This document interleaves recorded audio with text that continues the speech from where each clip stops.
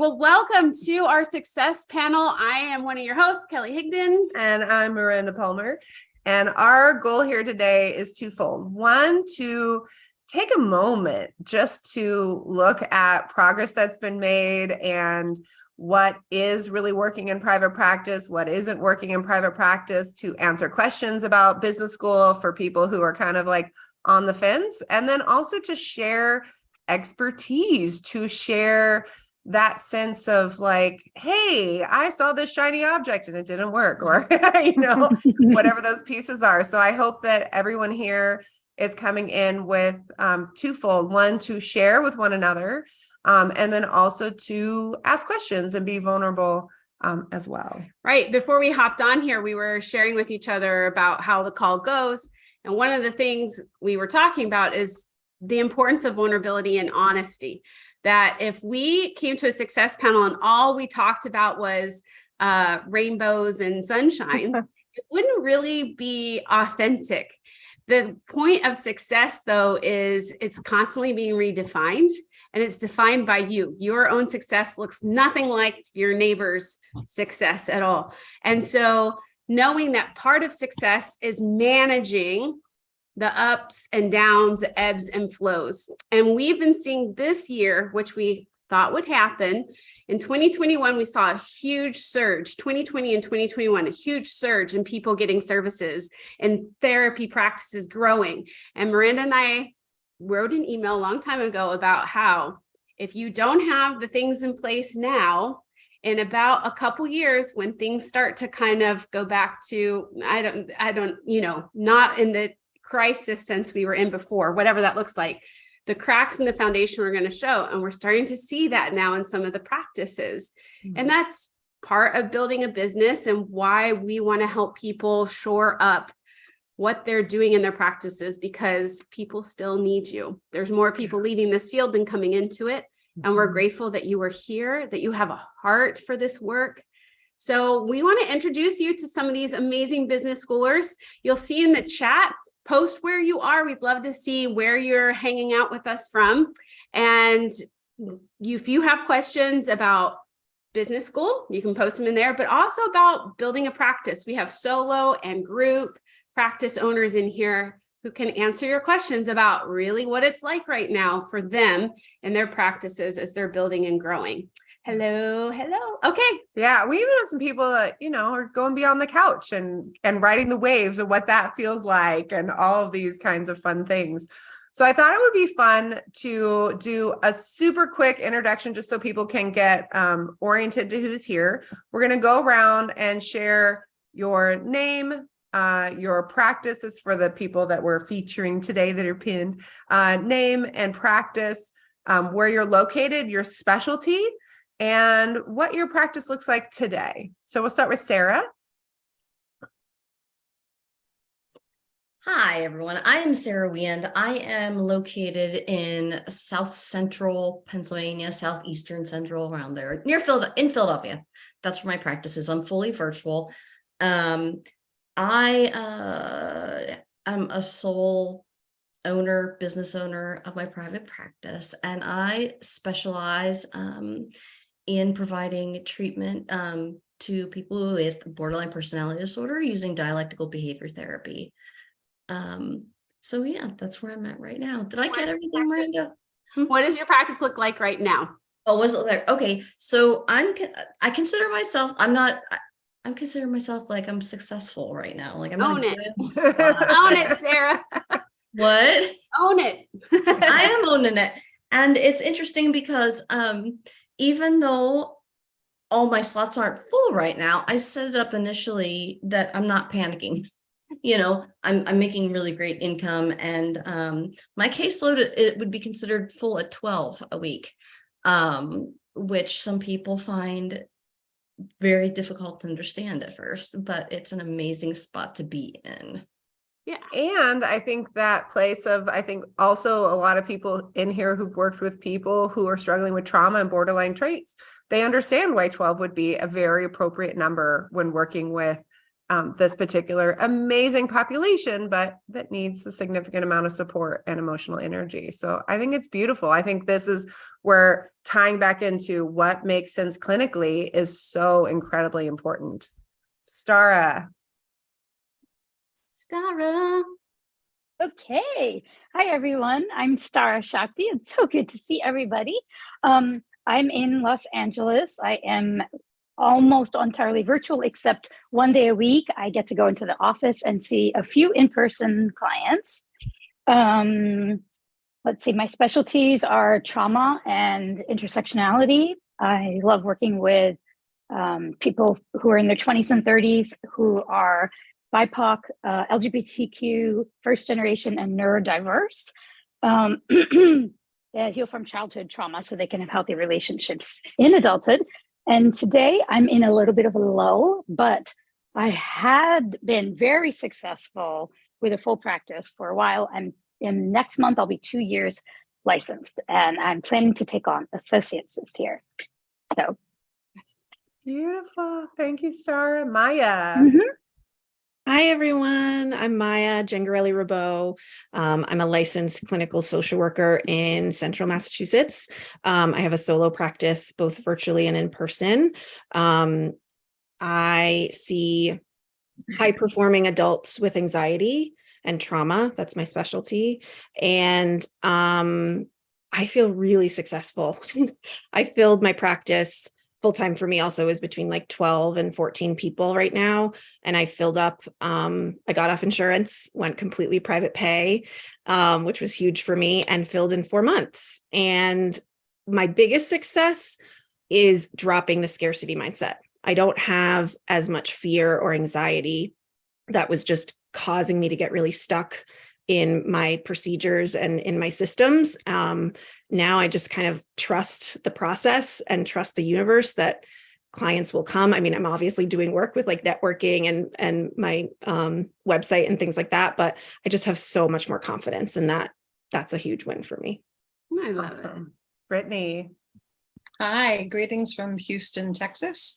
I have a small group practice named Autumn Counseling, and I started from being in a full-time clinic and part-time side job and small private practice to consolidating into one job in my practice. And I specialize in couples counseling. That's my sweet spot. I have 2 contractors that work for me, and I supervise 2 LMSWs. I'm a clinical social worker supervisor. What else did I miss? Is there any other? No, No, that's good. That's great.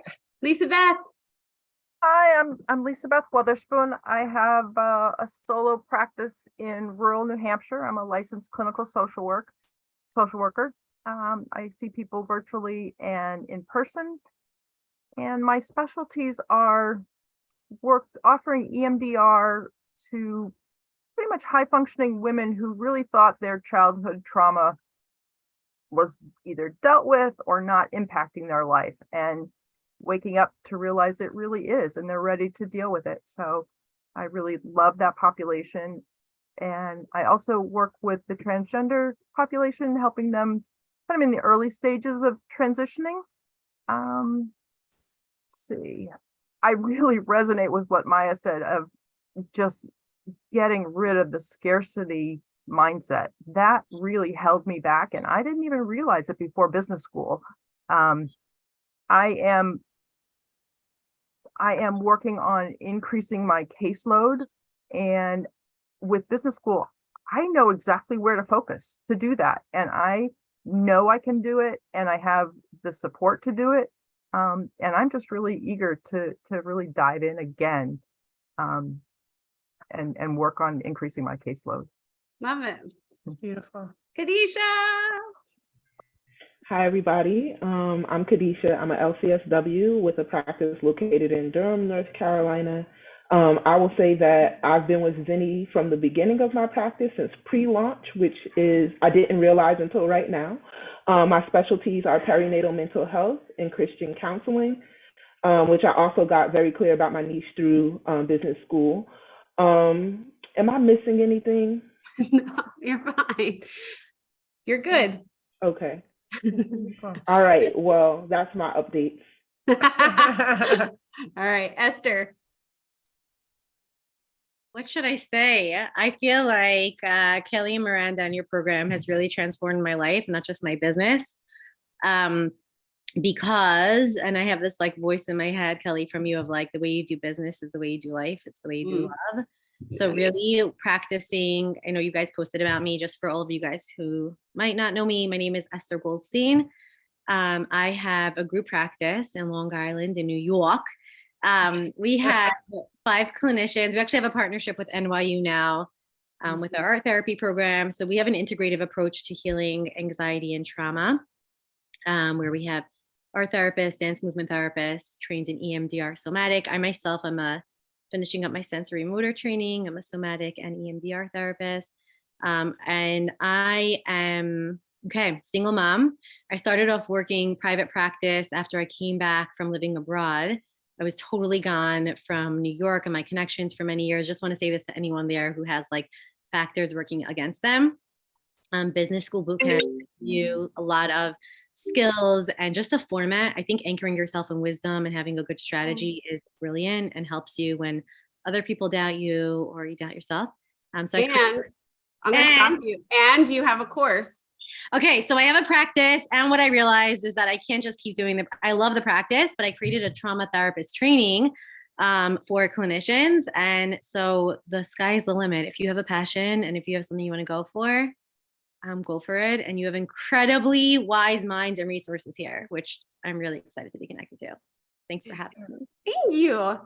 So again, we've asked everyone to be honest, to be real, because that's what we're here for. I don't think we want to hear just templated answers about building a practice. So we have some questions posted. Yeah. We'll go through some of those.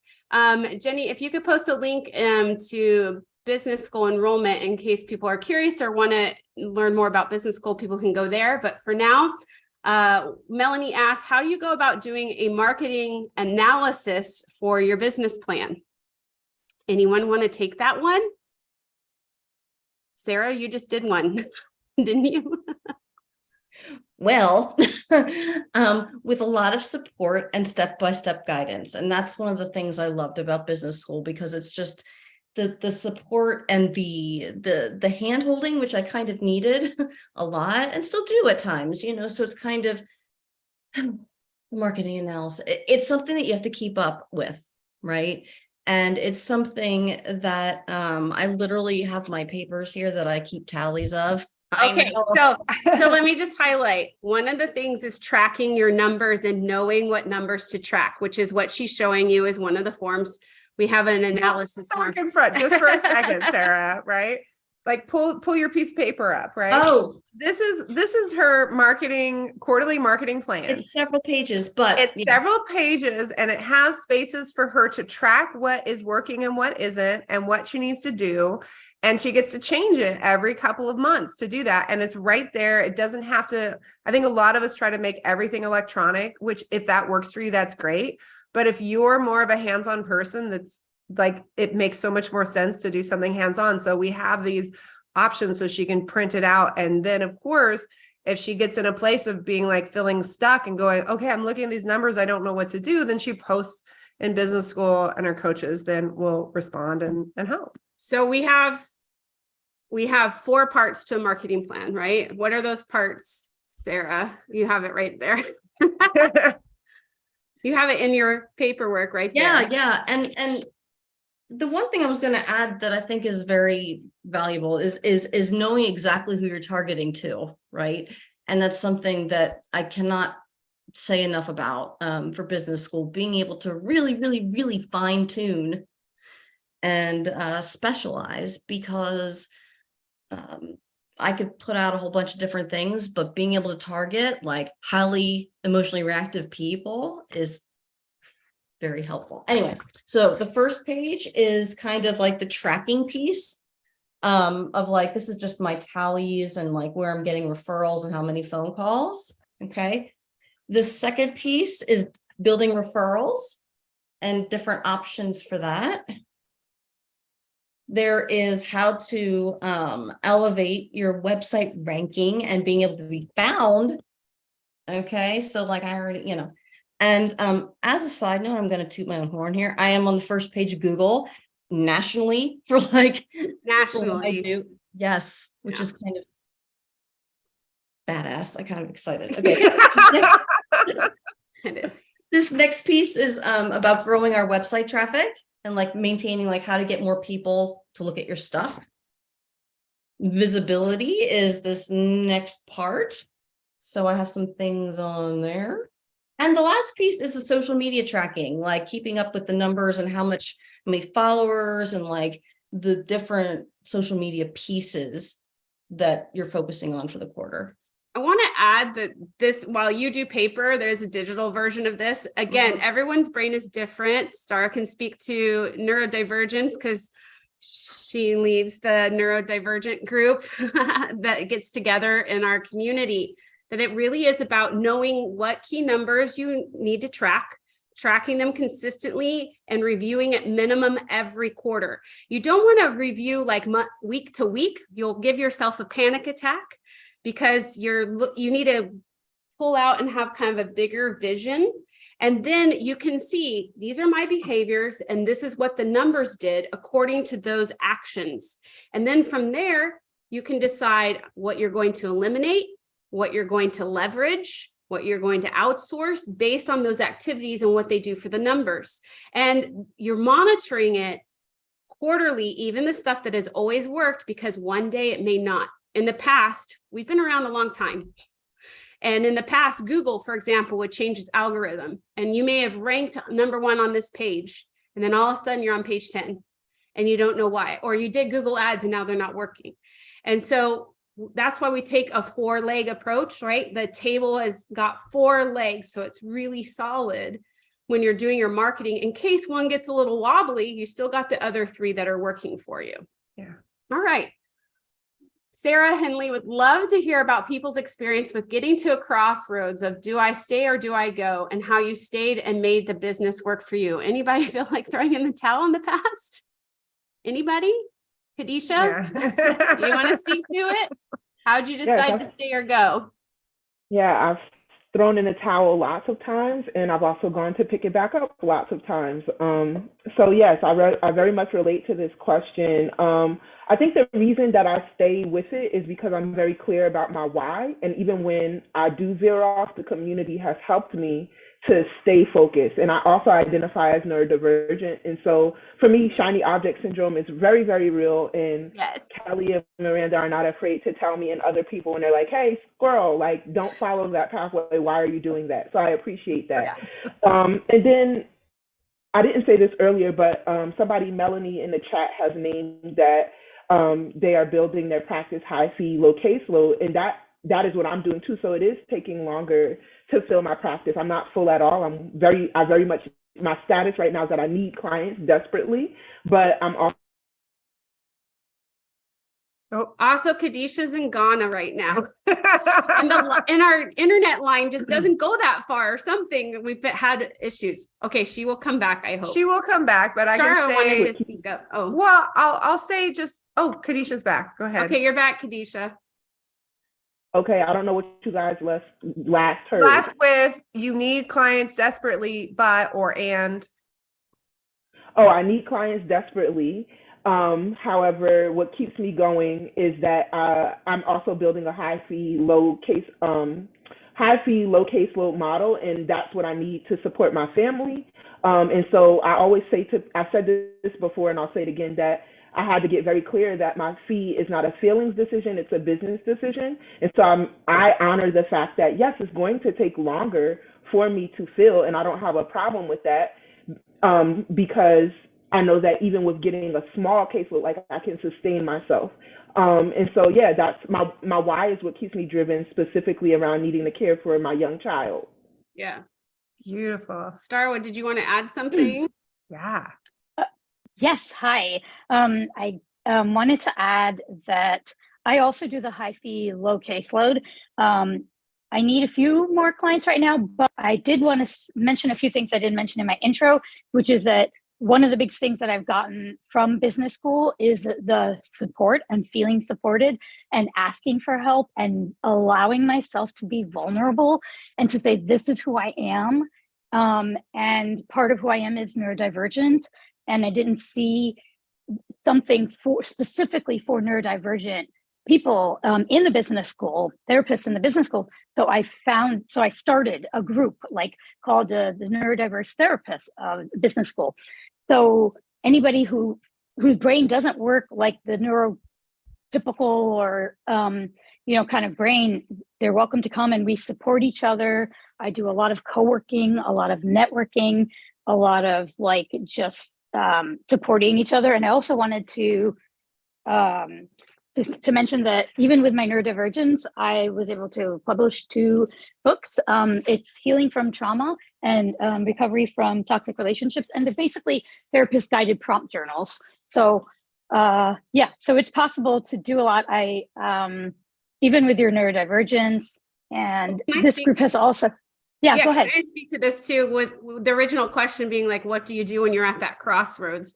I think it's important to recognize what system you're ascribing to, and if you're trying to fit in a system that is out to oppress you, because sometimes you want to throw in the towel because you are oppressed. You are trying to fit into models that do not work for you. And so some of the work, in addition to the why, like Kadisha is saying, which I hands down agree with, is also finding your own path that aligns with you, that makes this more easeful, that what Star is saying is this is an asset of mine. How do I make it work for me when everyone else is saying, no, you got to do it this way? Would you agree, Stara?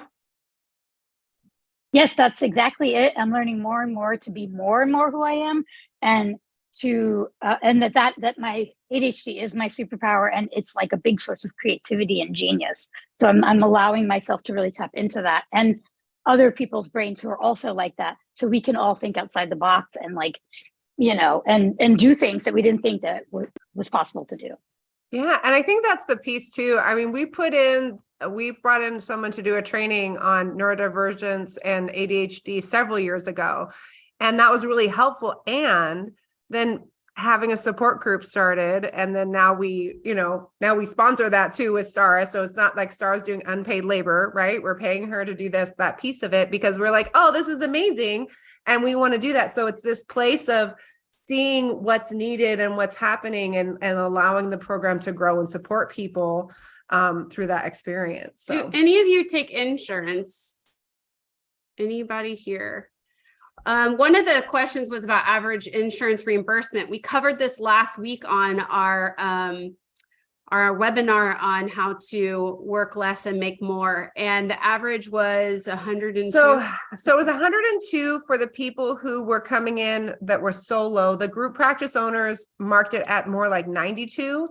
It really is incredibly different based on location. And when I say location, I mean even Northern California versus Southern California. LA to Orange County. Yeah, it does not matter. So there's no what is Blue Cross Blue Shield reimburse unless they're in your county, and unless they just got paneled last week, you have no idea. And you could know that information, get paneled, and you will not know what your number will be until the very end. So you invest time and energy and sometimes money into credentialing.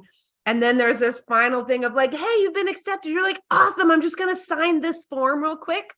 Do not sign the form until you read over and you have clarity as to what your reimbursement rate is going to be. Which everyone on this panel has faced the consideration of, should I take insurance?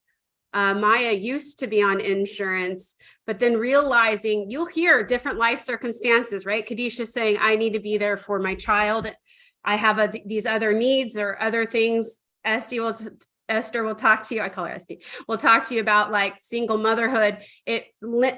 Everyone has different capacity and privilege. Yeah. And so sometimes the decision to be on insurance or not is a matter of what is possible within what their life requires. And so everyone on this panel has considered it looked into it and found out what their fee is and decided it doesn't work for them. But like, for example, one of our coaches at Zinni, Gina Aguayo, she has a super thriving group practice in Massachusetts. It's primarily insurance based, and she's been able to do the math and make that work, but she had to be really intentional about it.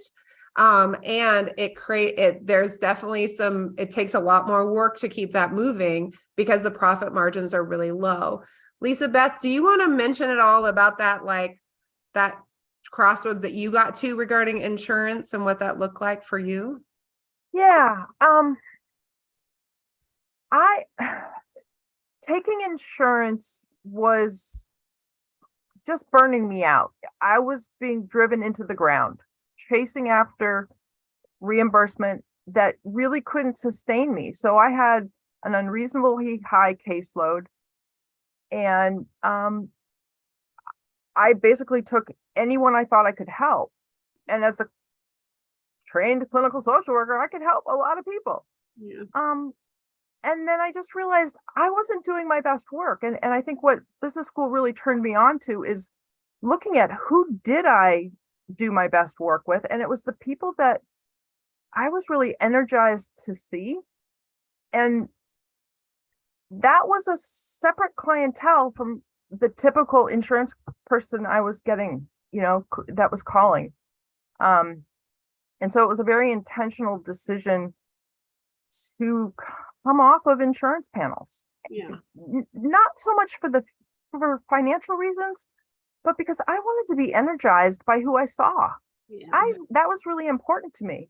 Yeah. And I saw that I have to admit it, I was a much better clinician to those clients that I was really excited to see than I was with some of the other clients that just didn't resonate as much for me. And I hate to say that, but I just felt like I would be doing a much better service to my clients and to me by working with ideal clients.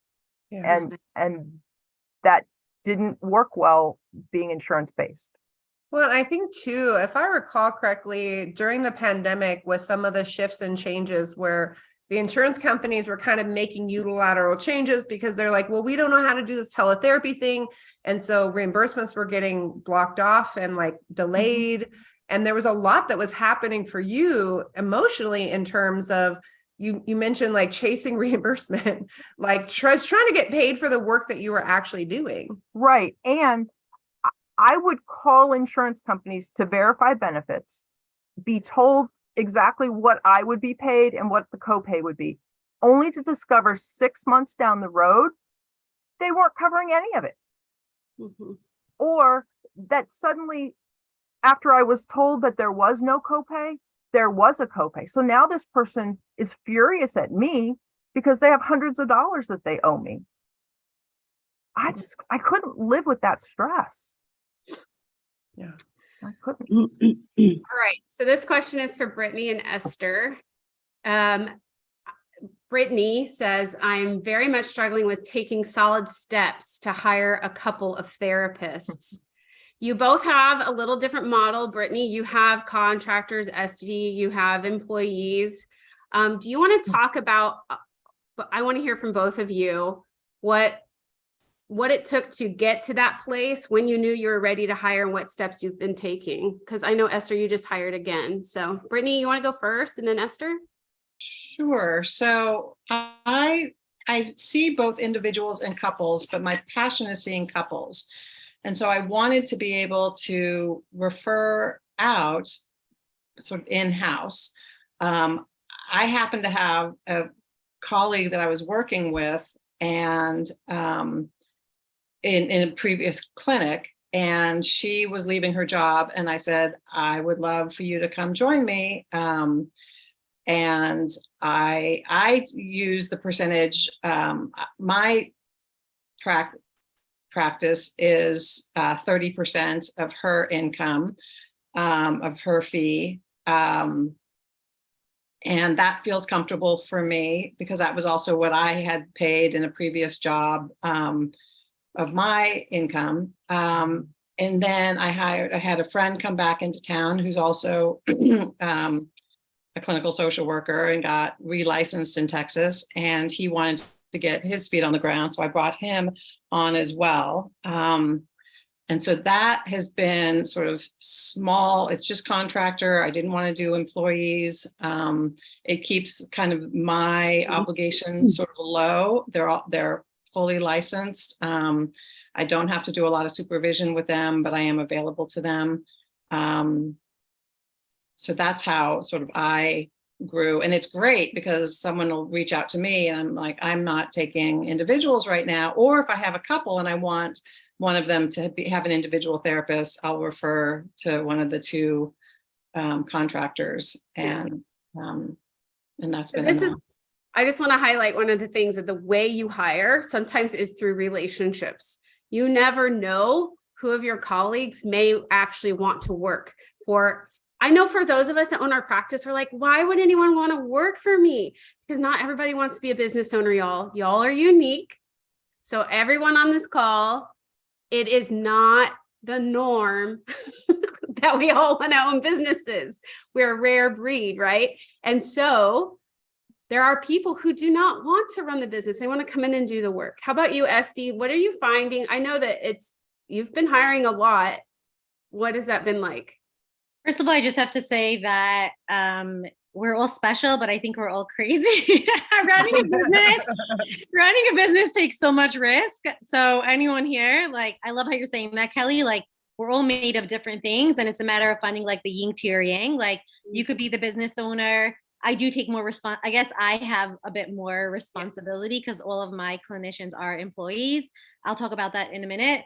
But I do have to say that like finding the right match to hire is so important. Like Kelly and Miranda always talk about, hire slow, fire fast, right? If someone's the wrong fit, but really be intentional about who you're hiring. And I love what you just said about like relationships. One of my staff, I went on a singles retreat and I was looking for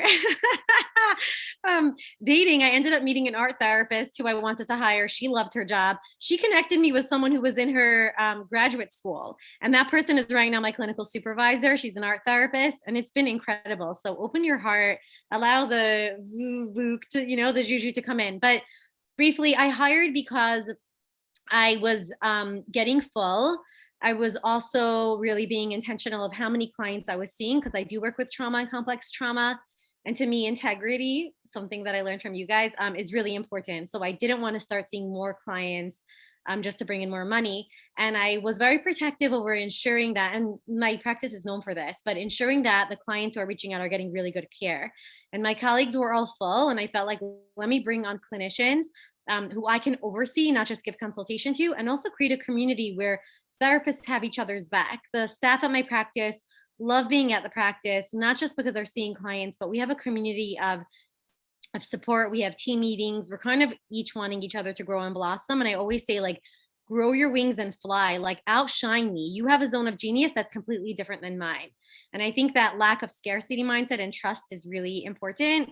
But Kelly, yeah, I think that what you've taught me is you have such a thorough process of like the interviewing, the questions. Like I've edited some of my interviewing questions. And then even in terms of consultation, right? Like the legal, the employee handbook, like you guys have held my hand from start to end and even tweaking again and again, because it's always an ongoing process. I have to say that, yeah, thank you for that. Well, amen to it being ongoing. So if you're here and you think, oh, I'll hire my person and I'm done. No, you're going to learn from every hire. You're going to learn from every time you tweak your website, every time you update a Psychology Today or Therapy Den profile. You're going to come back and say, how can I make this more aligned and better for me? I think this is one of the things too, like the reason that we have a 1-year program and that to date, we still make it a lifetime program that people can continue to get coaching from our coaches and come to the intensive working sessions and get access to all the updated materials is because we know that things shift and change over time. And we know that like, we don't want you to reinvent the wheel. We want you to just make the tweaks and the shifts. And sometimes when you kind of go from course to course or thing to thing, everyone's telling you something different.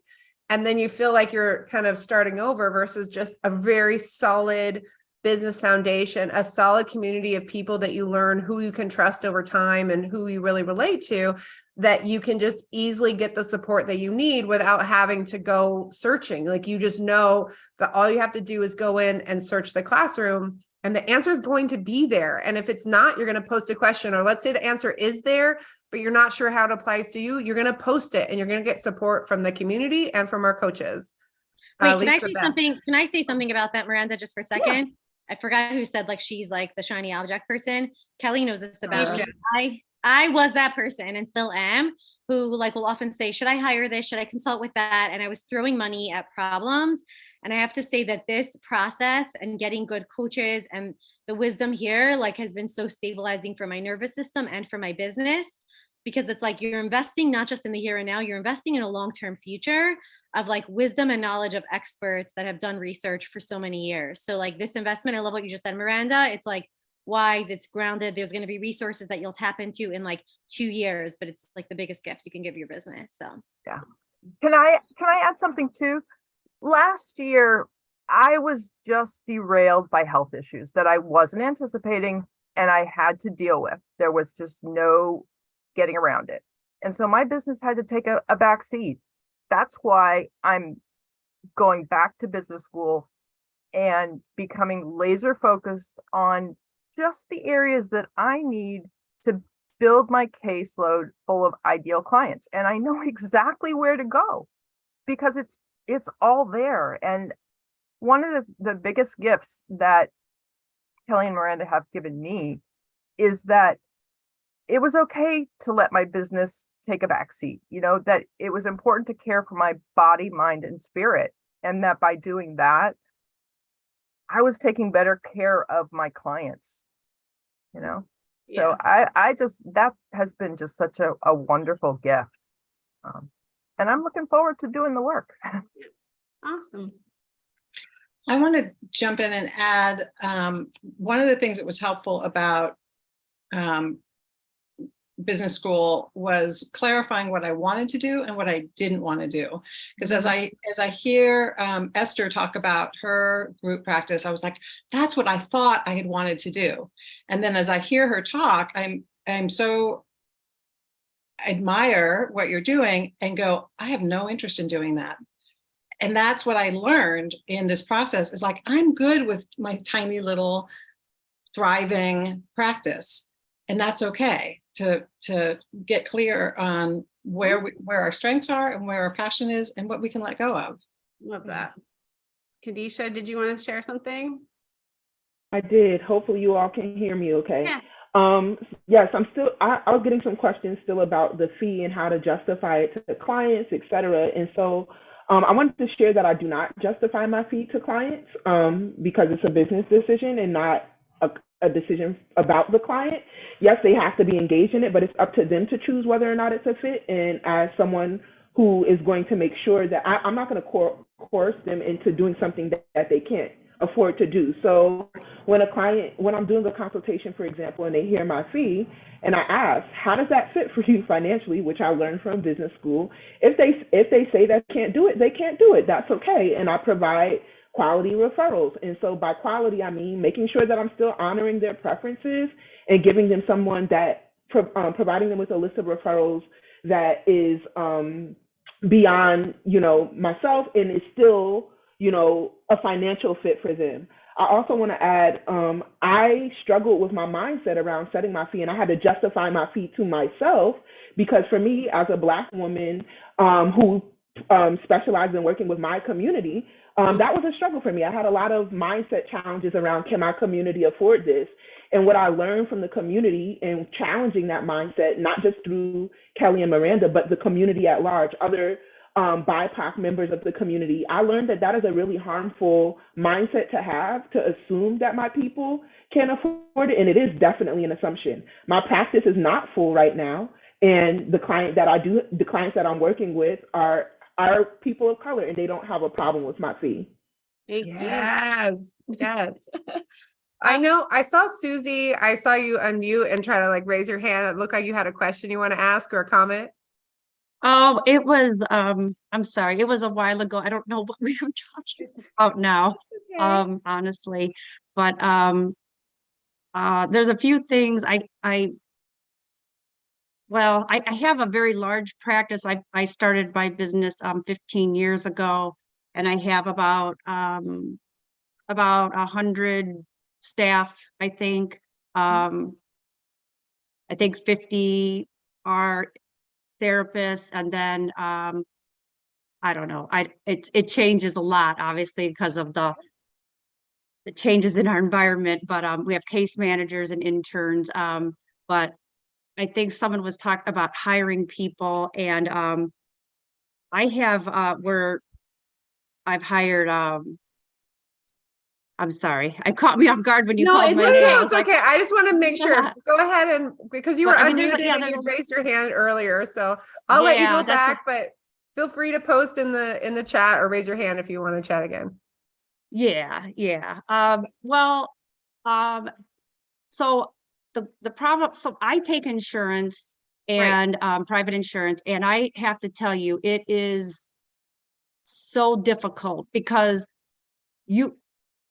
like someone said, you could have, I don't know, Aetna, but yet every Plan is different. client's Carve out. yes, it's different. So you're right, you don't know what you're going to end up with. And I've been doing this, like I said, for 15 years, and I still don't get it. And so I try to explain to the staff, like, well, or my staff, so we just take like the average out of all of our pay sources, and that's kind of what I go with for hourly rate. But It can be yeah, really hard. I want to pause you just because I want to make sure we can get into some of the question pieces. But I think that part of how do we create a really solid business when everything feels like it's shifting, right? And this is one of the pieces, especially as you are creating the business foundation, what really works for you. And honestly, you may have found for you, Susie, like what worked for you 15 years ago may not be working today. And we have to be really laser focused when those contract renewals come up, when those notices come up, and going, do I need to offload off of this plan? What does that look like? And I know, like Gina, one of our coaches that has insurance-based group practice, she's had to be really focused on saying, no, I have to say no. It doesn't matter if this is 20 or 30% of our caseload. I have to say no to this insurance plan, because if I don't have a solid foundation. So one of the things that we recommend, first of all, is to evaluate all of those contracts, negotiate on your fees, go to the insurance commissioner if you haven't gotten a raise in a long time. They need to be aware of oppressive practices, but also be aware of like how you're assigning cases to clinicians and how you pay them. Because sometimes we put the lower paying cases on the interns, and we want to be sure that there's equity also amongst the staff. We talk about, diversity and equity and all these things when we're looking at our clients and how do we create fair practices and remove bias. But we also have to do that as leaders within our system about how we eliminate the bias, and that we continue maybe to, they're an intern, so they're going to get paid less, those kinds of things, when data shows the amount of years that you serve, the longer you're in this work, the worse you get at it. And so actually the people who are interns, the people who are newer, are actually probably going to outperform in terms of outcomes sometimes than the people who have been here longer, yet we pay them less. And so this is what some of this, and it's normal, Susie. We've worked with lots of practices like yours where they've grown it to what they've done to accommodate the insurance variability is to scale it so large, so at least there's some sort of cash flow, versus like we've seen them like scale and then they get into these contracts and some of them, like I've worked with people where it's like, oh, hey, we're a $500,000 program. You're like, cool, how much are you bringing home as the owner? Oh, $13,000. Wait, what? It doesn't. So when people say, oh, we're a 7-figure practice or we're this, I go back to, are your people being paid well? And are you being paid well? Yeah. And if that's not the case, I don't care that you're doing 7 figures, or even if you're doing 8, if everybody's not being taken care of. Yeah. Connor asked a great question I want to put out here. Connor, it's good to see you. I haven't seen you since Michigan. He's a therapist in LA, and you'll see him on Simple Practice commercials. Would love to know how referrals have changed for you all since the pandemic. I used to see waves in September and February, but since pandemic, it's hard to know what to predict. Maya, do you have anything or anybody else want to? Because Maya, you've had a lot of growth and shifts. So what have you seen? I've seen an influx of referrals, although I will say when I was in it for those 4 months, my scarcity mindset made it really hard for me to really see the progress. It's only afterwards that I was able to see the growth. My ATP, which I don't know if we're going to go into details about what that is, but like basically my niche, like what I say I do and who I work with. Once I transitioned what I learned in business school about what I do, what I'm good at, how I show up for clients, I put that into my onto my website, onto my Psychology Today profile, on other therapy directories. I got so many referrals that were good fits for me. And the biggest thing was saying that I don't take insurance. And so that was able to weed out people that worked for me. Do you feel like getting referrals has been predictable or unpredictable? Both. More unpredictable than predictable. And that's where, I mean, the summer slump is real, right? Like I definitely am learning the ebbs and flows of the season, especially where I am on the East Coast. And I'm just in a better place of trusting that through my networking efforts and through just the seasonal changes that people will come, because I'm still getting referrals today. Esther, can you share? Yeah, I actually want to share. Thank you. I think that we had like my website has this month, it's like 87,000 visitors, and a lot, just have to say, this is all from like the wisdom from Kelly and Miranda at Business School Bootcamp. So the numbers have been higher. The conversions are sometimes consistent, sometimes they're less. But I will say something, kind of what Maya just said. I'm more trusting when, like right now, this past month, I've been investing in a lot of new like networking and relationships. Like I love what Kelly said about the table. You don't panic if you know that there's a few prongs. And so our referrals have been pretty consistent. Our number actually went up since COVID. But in terms of the number being kind of like converting it into high paying clients, because we are a full private fee practice, I have to say that there's some consistency and some inconsistency, but when you follow exactly what you just said, when you're following the marketing plan, it gives you information. So I'm actually in the middle of developing like a few new relationships. In about 6 months to 9 months, I'm going to see like the return on investment of those. So I do have to say kind of what we just said, like, I think there's like that sexy notion of like, once you're good to go, that's it. Like, I think what I love about this program is that you help us be emotionally awake and business savvy in terms of like looking at the numbers, and then you learn the patterns and you plan better so you can sleep well at night. Yeah. So we have like 5 more minutes left. I know we didn't get to every single question. I'm willing to stay on for a little bit. Yeah, I don't know. And we'll answer as many questions as we can. But I know that our people won't necessarily be here Yes. to answer them because they've already taken an hour. Can we just give like a big shout out to these amazing therapists from all over the country, and one traveling abroad who will be going abroad later or what have you? Like, how amazing is that they are here sharing their stories and their expertise. And I think that's one of the things that's so beautiful is that going through like what we teach is empowerment, right? Yes, we provide wisdom. Yes, we're gonna help support. We're gonna help you this place, but we don't want to be the gatekeepers where you look at us as we're the only people who know. No. We want to empower you. We want to give you the foundation of understanding. Here's what's working and here's why, and here's what's to look like, and here's how you can like discern. So when somebody asks a question and says, hey, should I get on this profile? Should I do a Psychology Today profile, or should I do Therapy Den? We'll make a video and show you, here's how to discern this for you. Let's look in your area and let me tell you what the things that you look at, so that in the future you could look at any directory that comes up and go, oh, here's how I decide, and here's exactly what I decide to write on there. I think about Kadisha. I'm going to call you out, Kadisha, if that's okay. Like when Kadisha has a shiny object moment, I could say, don't do that. You do this, but that's not what we do. What do we do, Kadisha? We're like, okay, let's go through the process. We even have a calculator, which maybe we should revisit, Kadisha, but what that helps you determine, like, is this shiny object worth a pivot or not? And you can like factor in time and money, all sorts of things. But it's like building up within Kadisha her own internal compass and wisdom to say, oh yeah. And all I have to do is say, well, what does your heart say? What does your body say? Like we check into all the parts.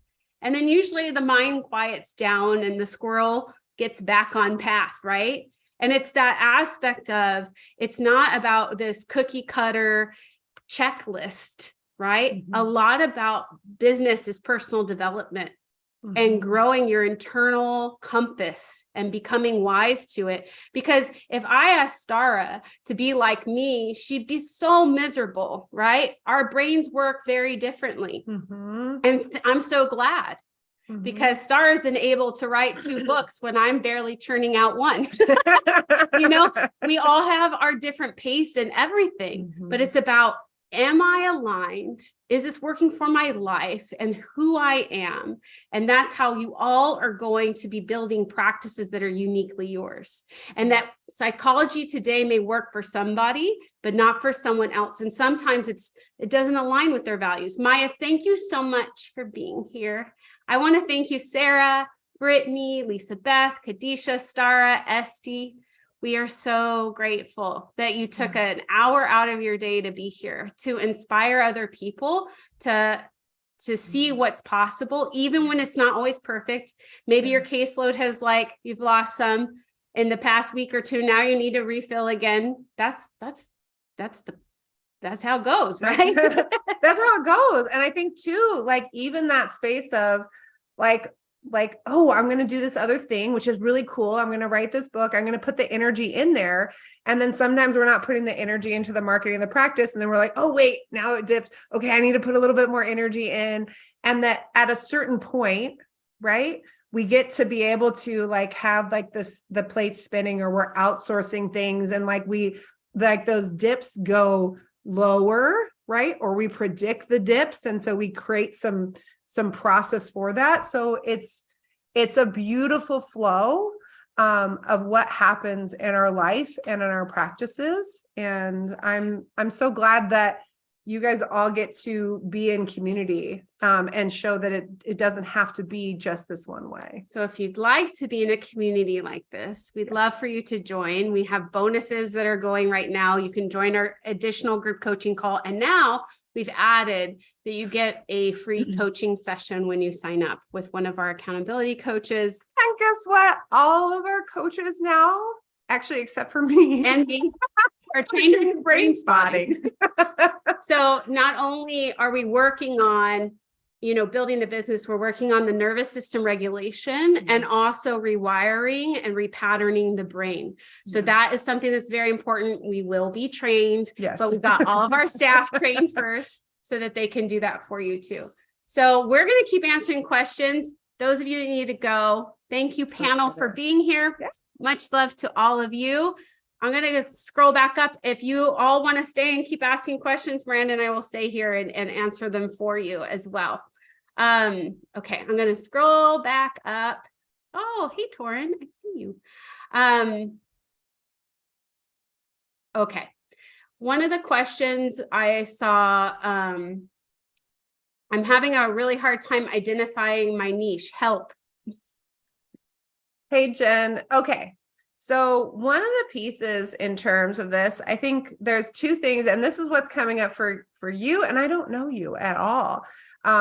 For a lot of people, what I find is the reason that they struggle with identifying the niche is they feel like they can only have one, and that's it.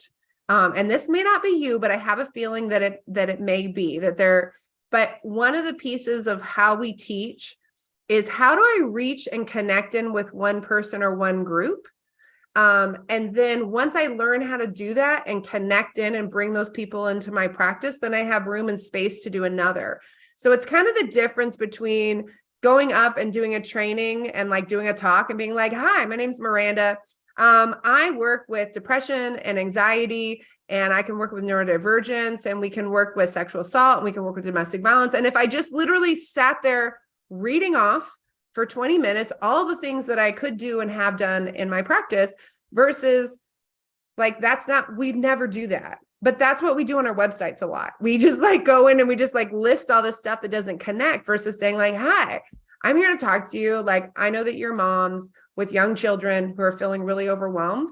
So let's talk about how maybe your history might be impacting the way you parent today and ways that you can settle. And I want you to leave here with like one strategy, right? That's what I would do in a talk, right? And give them what the next step is. So what do I do on my website? I say, hey, here's what life looks like. Let's paint a picture. Hey, here's Miranda. Here's how I can help. Let's be specific. This is what therapy looks like. And here's your next step. Let's have a call. Another reason people struggle is because their niche is often very close to their heart. Stara can speak to that probably, that sometimes you feel yourself drawn to people who have been through things that you have been through, and that can feel overwhelming. And so coming to a place of acceptance and embrace of how whatever your story is an asset here. And you don't have to disclose, you don't have to not put yourself in a place that isn't safe. But sometimes that resistance or fear is because you align so closely to it. Yeah. I've noticed a significant, Susan says, I've noticed a significant decline in Psych Today referrals in the past 4 months and branching out to Google Ads. Remember how we told you that mental health companies tech companies are surpassing Psych Today? That could be one of the reasons, but also there are ways to look at Psych Today to make sure that it really would work for you. Yeah. And I think, and this is also someone saying I'm a clinical psychologist in Los Angeles. So there's a ton of therapists that are on Psychology Today in Los Angeles. So sometimes as simple as picking a different zip code or picking a different specialty if you have a very niche specialty. And I think also that idea of branching out to Google Ads, please realize that depending on what you're doing, you're actually competing with BetterHelp. So one of the things that we do when we're coaching people in business school is we teach you how to get this little piece of software where you can see exactly what people are searching for, how many searches are happening, what the competition is, and what people are paying per click for that advertising. And it'll let you know whether or not Google Ad is something in your budget. Yeah. And we only recommend moving to paid traffic when you have proof of organic. Yeah. So if you can't convert on your website, you're not going to spend more money to send people to a website that's not converting. Do you understand? You want to be sure that you know that what you're paying to send traffic to has a high conversion rate, because when you get cold traffic to it, it's going to convert at a lower rate. So if it's already converting low and then you spend more money, it's going to get worse. Yeah. So you want to look at what the cost is going to be. I'd rather you focus on directories like Therapy Den that are free and that are more inclusive, and then look at your table legs, right? Too many times we've gone through historical changes with Google Ads with clinicians over these up teen years, right? I have seen it time and time again. Everyone got their people from Google Ads, and then the algorithm changed. And so that's why we're talking about that diversity of your plan. And again, same thing with Facebook ads, same thing with Instagram ads. So every time you see somebody, like we see these programs where they're like $8,000 to fill up your practice, plus you're going to have to pay for the ads and all of like it goes on and on. And it's sort of like okay, that works for this moment, maybe, but we've also had people come to us from those programs saying, hey, they told me that I was just charging too much, or they told me, fill in the blank just to slide down my fee. So it's like, well, what's the point of that? That's silly. Okay, Melanie, let's help you out. My niche is internal family systems. Yay, IFS. I love the model, doing level 1 this year. Just open my doors. And based on advice from the Zinni training last week, I'm trying to build my practice with a high fee, low caseload. I have 7 kids under 12. Whew, that's awesome. I think that's amazing. And I wish I had that kind of energy inside of me. Awesome. But so far, no clients. I'm feeling the scarcity mindset setting back in. Okay. First of all, I want you to go back to your why, right? Just kind of settle in for a moment and just hold that picture of why are you doing this in the first place? What is the life that you're going to have when you have this practice that you love, right? And then before you do anything, any marketing activity, and this goes for all of you, you need to regulate your nervous system. Are you walking around with a regulated nervous system, or are you walking around in fear, shame, defense, all those things? So how do we regulate? We can do that with breathing and meditation and co-regulation and things like that. And that's something we go over in business school a lot of, like, before we decide, we need to check in how our heart is feeling. What are the emotions? What is the physical sensations? What does our intuition say before we let this mind take over? I think the other part too, like, hey, I just opened my doors, right? So what does that mean, open the doors? I think this place, right? For a lot of us, we go, oh, I learned that I'm supposed to put out a shingle. And then when I started, you had a phone book, you put yourself in the phone book or in the yellow pages. That's how old I am, y'all. And now it's you get a website. But here's the part that's interesting is that it's not just about having a website. Your website needs to be searchable, meaning people need to show up on Google for what people are searching for who need this service. And this is or you need to have referrals of people who understand the work that you're doing so they can refer appropriate clients to you. So for example, with IFS, there's actually IFS is really in demand. One of our business school alumni, they actually have a group practice that is the IFS collective, where IFS therapists come together and they get the referrals and connect them out to those individuals. But again, they had to create the marketing and show up for those pieces, right? That doesn't happen overnight just because you put your website up. Google has to get to know you and trust you and know that you're an expert in the field for that to show up. And that's part of what we show in business school, is show you how to do the market research, how to understand what people are searching for, how to understand where your website is showing up, where you can get listed for free, what are the things you can do to get moving up that for free, and then go from there. So when you have that scarcity mindset, regulate your system and move into what do I have control over? And that is your marketing and pacing yourself. So when you would normally see clients, that's when you're going to be doing your marketing. Okay. Oh, I'm in your way. Yeah. Sorry. My poor Kelly. She's okay. like managing the things. All right. Any thoughts on adding coaching or switching to coaching? Okay, I do. I have a very strong feeling about this. Here is the thing that I see more than anything else is that people see coaching as a way to have permission to charge more or to get easier referrals, right? They think that somehow coaching is this magical kind of shift. And in reality, you can charge whatever you choose to charge. You can be paid well for your time, period, end of story. You don't have to make it coaching. In fact, moving to coaching actually takes away some of the things that are unique to our profession. The ability to have privilege. The fact that somebody coming in asking for our materials, we say, no, this is protected information. The fact that people can use their HSA or their flexible spending account to come and do work with you. That's something that's specific to us as therapists, right? There's a lot of pieces of that. So I think that idea that like the fact that we have a graduate degree and that we've done hours of supervision and licensing exams and that somehow that we're going to call ourselves a coach and that's going to shift. Now, what will shift it is if we're really clear in our marketing, we're really clear with how we provide services and how we help, and we get out of this fear space of, being so scared that we're going to give false expectations, that we give no expectations about therapy, that we're watering down what therapy does, while coaches are like, hey, here's the research. Let's talk about it. Like, we're going to get you great results. Right? Like I made a promise, and can you believe this? I made promises to all my clients that came out. This is 15 years ago. Promise to every single person who came in the door. Can you believe that? A promise as a therapist.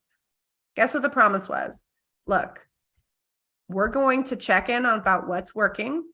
And if what we're doing is not working, we're going to change it until it does, or I'm going to refer you out. Simple promise, but really powerful. And how many therapists, how many of us in our former lives or in our current lives don't refer people out when it's not working? We're waiting and hoping for the best. The client keeps coming in. We're scared of putting them out. Well, they're still coming in and paying, like, yeah, no, it's not going very fast, but they're only coming in once a month. They really need to be weekly, but they can't really afford weekly, but we're not going to refer them out and say, you need weekly. We're going to keep doing this watered down version of therapy. Like, no, we're not doing that anymore. Can we get an amen that we're not going to do watered down therapy anymore? We are not going to water anything down. And whether that means that and again, I don't care if you're doing coaching strategies, this as a therapist, you can do coaching. You already integrate coaching, and positive psychology is all coaching. Like, you're already integrating coaching. You don't have to do something different or go get another certification, y'all, to be able to be a coach and go and invest another $5,000 when you have a graduate degree so you can be a coach. Come on. But anyways, that said, we both did what? I sold my practice and now we do coaching. Why? Because for us, it was about leverage. We knew that we could make a bigger impact and really have a legacy effect on our field. So it's not that we are against coaching. No. We're more about what is pushing you towards it and what is your mindset around it. yes. Rachel asked, I'm really struggling with time to focus on growing my private pay practice because I'm still full-time at County Mental Health. I've decided to panel with a few insurances to be a base to help me shift. Okay, let's talk about this. When you have this amount of time because you're like squeezed by a full-time job, you cannot afford to make a fee mistake. Because if you start doing low fee here, you will never be able to make the savings or to have the financial cash flow to leave this job. So you wedge yourself in with these two job scenarios. You have to run the numbers of what it takes for you to leave CMH if you want to do that. What do you need to do? What caseload size and what fee do you need to be able to leave? And that's going to look different based on your risk tolerance, your privilege, your circumstance, situation, everything. But until you do that math, you could just inevitably be recreating what you have in CMH, which is overworking for not enough pay. So in order to change that, that's why some people who are in full time, they can see like 20 clients, their fee can be less than what yours can be when you only have room for 5 plus an hour or 2 of marketing a week. Some of y'all with these contracts, you're putting yourself in a situation where the only way you could leave the CMH is if you were seeing 40 clients and getting 100% reimbursement while you're still doing this other full-time job. So you'd have to literally work 100 hours a week. And most of you, here's the truth, when you're trying to bridge both of those things and you get that contract, how many of you are not actually submitting for reimbursement? How many of you are not actually responding to the thing? So you're actually getting paid even less because you don't have time to go through that and go down the path. And you think, okay, I'm going to do it next week. And suddenly you've been doing unpaid work and unpaid labor for the insurance companies for months or years. Kaylee asked, do you find residents, interns, pre-licensed, all the different kind of licensure types that can own a private practice? Like in California, you cannot. Do they have a harder time finding clients willing to pay a higher fee when they're unlicensed? No. They have a harder time finding clients who will pay their fee if they are not clear on how they differentiate themselves as a clinician. And it's boot camp or business school. We used to call it boot camp. Business school, we have a saying, I don't compete, I stand out. How do you stand out? Right? So actually there's an asset to you being supervised. There's an asset to the client getting a team approach here. But are you focused on a niche and are you really clear about who you serve? That is what will make a difference in you getting paid or not. Yeah. I think one little piece sometimes that can be impactful is the issue of not being able to seek reimbursement from insurance companies. That's probably the only place that's popped up. But again, when somebody knows that like they're going to get a good outcome and that this person really understands the work, It becomes a non-issue. It's the same thing. Remember, this is a person, or you are a person with a graduate degree, y'all, right? And you're like, well, I'm not licensed yet. Well, there's a coach over there around the corner who doesn't have half the education that you do. And that's not to badmouth them, but why can they do that and you can't? You can. You just have to give yourself permission.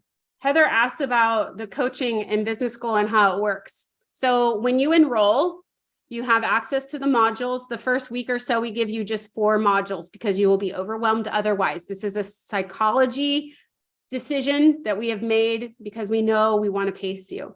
You'll book 1 session with an accountability coach who will work with you to help you focus on your plan, what you need to get done, what's your path, help you kind of rein in all the squirrels, and get you focused. And then what we have is we have coaches that answer questions weekly in the classroom. And then twice a year, Miranda and I answer questions in the classroom. With the whole team. And then we do group coaching calls. And you may be thinking, well, that's a community. It is. We make a Loom video. For example, Stara will post a question. Hey, can you look at this website page? I just updated it and I put in the SEO. We'll go in and I'll make a video and I'll say, okay, here's what my thoughts. Let's change this. Let's move this around. She's still getting one-on-one coaching, but we're doing it in a group format because Stara is not the only one with that question. And everyone's learning from everyone. So there is personalized attention, but if Stara doesn't post, I'm not going to knock on Stara's door and say, hey, you missed office hours today. She has to show up and post. That is the difference in one versus a one-to-one coach. In this, you get community support and other people's perspectives. Then you get support directly from the coach in front of everybody, and everyone learns together. I think there are 2 big pieces that often people overlook about this whole, like, the group part of it. One is that often people will ask questions that you didn't even have the words for. And that can be so great. And actually, if you are an introvert, a lot of introverts really dig it because they don't feel like they're on display because they just look and watch other people's posts. So it's this really interesting dynamic where we will have introverts, like extroverts are posting and they're asking all the questions, they're getting all the feedback. And the introverts will just come back like a year later and be like, I grew my practice and now I have 6 locations. And wow, all the questions everybody posted was exactly what I needed. I'm like, why don't I know who you are? Like, I barely saw you. Like, it looks like on the outside sometimes that they're not doing anything, but we can see everyone's progress in the classroom. Like, we can see, oh, this person is 5% through, 20% through. Like, we'll send out notes and be like, hey, how can we support you? We can see you got stuck along the way. Like, come on back. We're here for you. And we leave room and space for that. But it's really fascinating how that happens. I think the other part too is that part of the process of marketing your practice, how many of you guys have found like marketing is like way harder than you thought it was going to be, right? Marketing your practice is about being seen by people out in the world. How many of us have been hurt by people out in the world? How many of us have been rejected by people out in the world? So this place, it's a very emotional experience. So this is really intentional.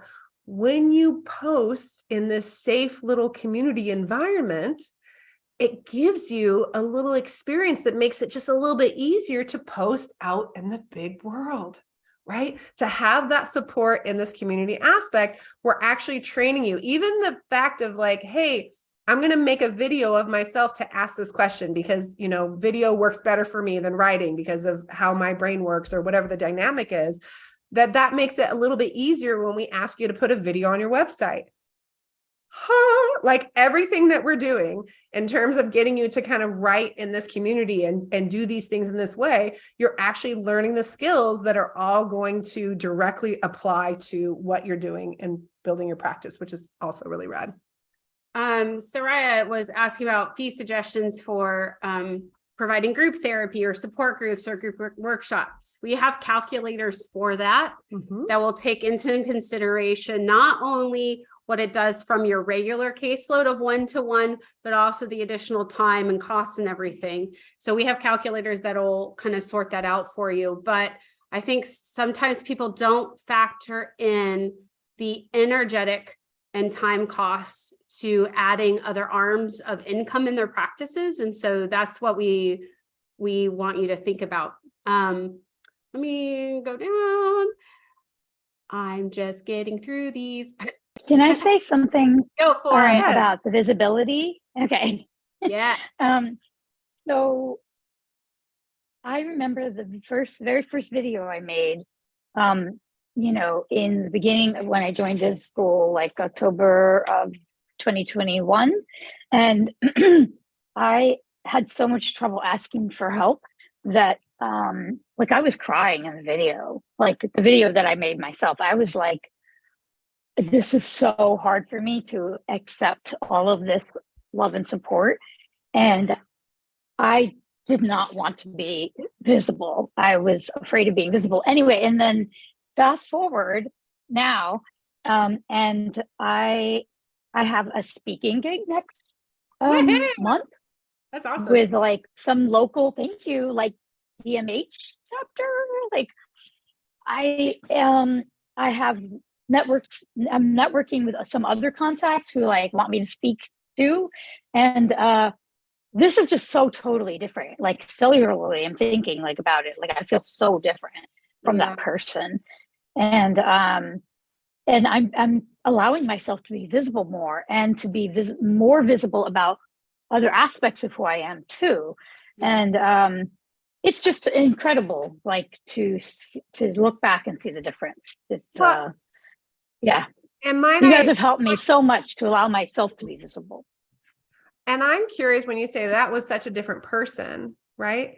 And in reality, what it feels like is like that was a person whose nervous system had been patterned to hide. Yes. And now your nervous system has been settled, and now you are more you than you were allowed to be seen. Now you're like, it's for you. It's not that that star was different. It's that star was, you know. I get it, not regulated. And that is another thing I wanted to say is that you guys really have emphasized that. And I like now emphasize that a lot with my clients. But yes, it's true. Like my nervous system was not regulated. And now I've learned to like be more in my body, to check in with my body, my mind, my spirit, like the whole holistic thing. And also to tune into my intuition, like, like, you know, and to tune into like what is really coming up, you know. So yeah.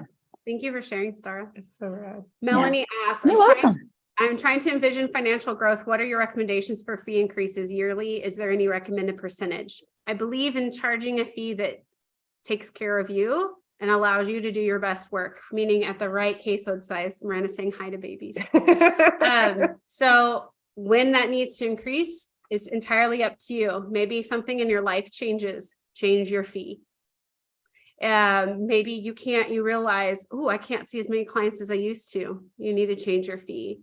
And there is no right percentage or anything like that. Okay, but let's say it's working, but you should not but let's say it's working.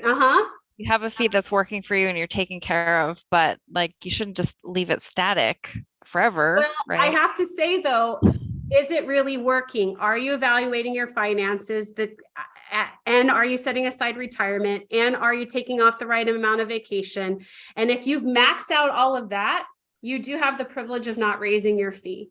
But just in this past year, just the cost of groceries alone, your fee probably needs to go up. So I've never seen someone ever hit a static point exactly, but they go through at least quarterly tracking their P&Ls and looking at their personal finances.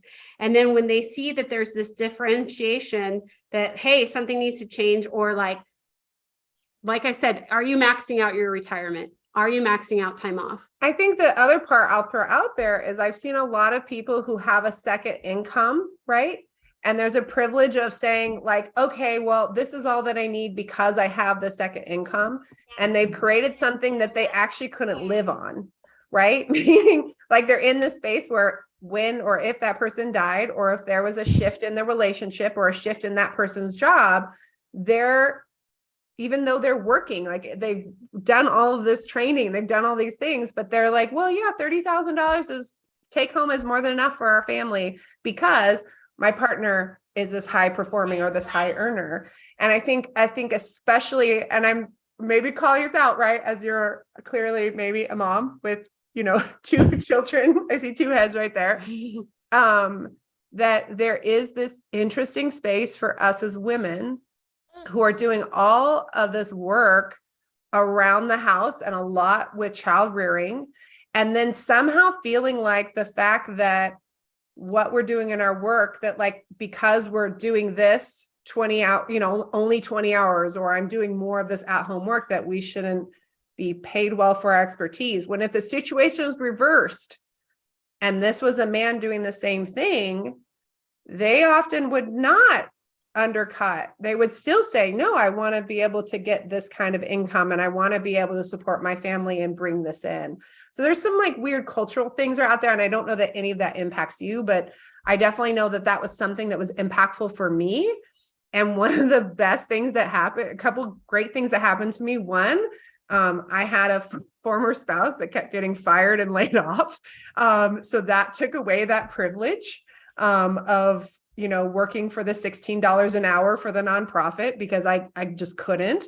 And then ultimately getting divorced took away my privilege. And suddenly I had to like make the decisions. So it's just something to throw out there.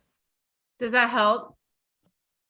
Yeah, I think so. I'm trying to figure out like where, to start my fee. And I think, last week I was on the call and I was like, I'm starting here. And then after I get certified in IFS, yeah, and remember I'll increase. And you guys were like, why? So I've already like, yeah. Have you done the calculator yet? Not in business school. I'm not in the business school. I was just on the call. So yeah, that's what will make the difference, is that when you actually fill out all of the forms, it actually gives you, here's what the fee should be. And we find that 90% of people, if not 95% of people that go through that process and they actually are honest about, this is the amount of time I need to take off, this is what needs to happen with retirement, this is what the taxes are. When they get to the end of it, they go, oh, yeah, that's what I should be charging. And it's usually quite different. So I'm also in an area where like, my professors who have been in private practice for 30 years are charging like the fee that I'm trying to start at. They already have a house. It's paid off. Those professors have a pension that they're retiring. They have a privilege. They don't have to pay for daycare. They're not going to have to pay for college. Like they've already taken care of all those things. You can't compare them. It's apples and oranges. But before you go into the why you can't, first you figure out what you need. And then we sit with that, and then we can tackle all the but this, what about this, and work through to regulate and find out, okay, what is the fee going to be that's right for you? But first you got to look at the math. Yeah. Beyond all the certifications. Oh my gosh, so cute. Yeah. Okay. Thank you so much for asking, Melanie. I remember us talking last week about like, why are you waiting? Well, and apparently for those of you who are trying to enroll, apparently we're having an issue where our shopping cart is down. So that's always fun. Awesome. This is great. Okay. Natasha asked, what are your thoughts on creating a signature program? I have considered this as my practice hasn't taken off as I imagined the past few years. I think one of the things I want you to think about is understanding why it hasn't, like understanding what's going on there. Because if you don't understand how to shift it in this one business, you will replicate the issue in the next business. So I have seen coaches who had struggled to fill their practice, or they weren't paying their group practice members well. They go out and create a coaching program, but they had the same pricing issues and pay issues that they had prior. So it's not that I'm against creating programs and other streams of income. We just operate from the stance of really being empowered with knowledge so you can make really good decisions and you know how to pull the levers before you replicate that in other places. And I'm going to throw out the idea too, that my experience has been that marketing a signature program is actually harder than marketing therapy. People are searching for exactly what you do on the internet right now. And that's a beautiful thing. Whatever your signature program is may not be something that people are particularly searching for. And if you don't understand how to do that market analysis and that market research, you could easily create a signature program, and then that doesn't fly either. And then you start to think, well, there's something wrong with me. People don't like me. People don't need what I want. None of that can be true. Like, all that could just be that you haven't learned how to do marketing. And it is a part of our business. Here's the part that I want you to think about, though. As therapists, we're actually really good naturally at marketing, because good marketing is just connecting with people deeply and trying to help. That's what it is. But we're not really taught that, like what that looks like in this online or even in-person environment. And so learning how to take the skills that you already have to like really listen and hear and connect and be helpful, and translate that into how you grow your business can be, it's a powerful skill. Loseca just received a call for self-pay couples therapy and stated her price and said, does that work within your budget? And I should add that the answer was yes, we can make it work. And what is that going to do, Loseca? That's going to improve the retention. That's going to improve the outcome. That's going to improve your ability to attune, because you don't have this anxiety about your fee being brought into the relationship. So I think we got through all the questions. Thank you all for being here and sticking it out. Lisa, I see you in there. And Star is still here. Awesome. We've appreciated time. We've appreciated Nice to see you. We've appreciated everyone sharing and participating. I hope that you're leaving inspired, and with the recognition that no one's going to build a practice like you build it, and that you need to have a community that supports who you are and that wants you to be visible with your own unique strengths and beauty and wonder and magic. So we'd love to see you in business school. Yes, even the baby's excited. We'd love to see you in business school. If you feel in a conscious place, mind, your heart is aligned, your body feels excited, your intuition, your spirit is saying, heck yeah, we'd love to have you in this community. You already met some of the amazing people that you will be joining, and we would welcome you. So have a wonderful day. Much love to all of you. Bye. Thank you. Thank you.